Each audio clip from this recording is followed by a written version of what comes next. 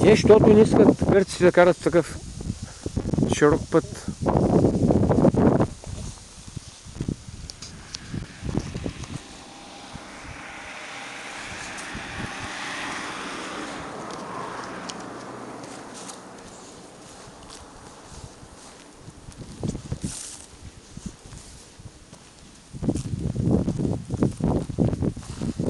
Тук сме гръцките Родопи, а? Тук ако се отървеш, ще слезеш чак долу в дерето.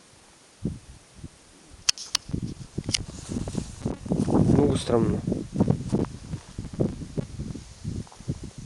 Ето ги двата TDM-а и колегата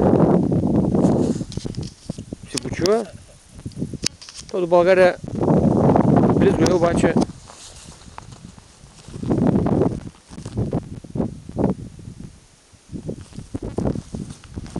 той е пропаднало обаче. Ей тук. И смятай, след време ако пропада,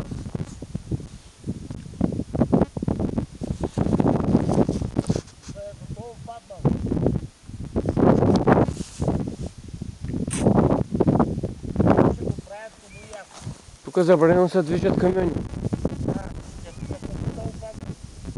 Зато и не минават от тук камионите. Знаеш откъде минават? От Драма. Драма, ако искат примерно да минат към България, може би минават от Кулата.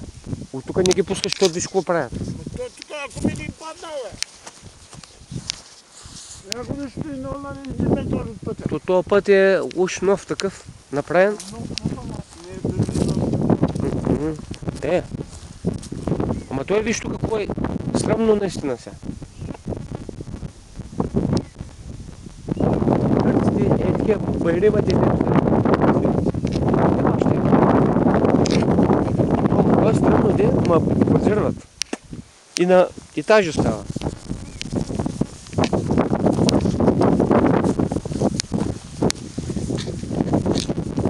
Айде за Златоград.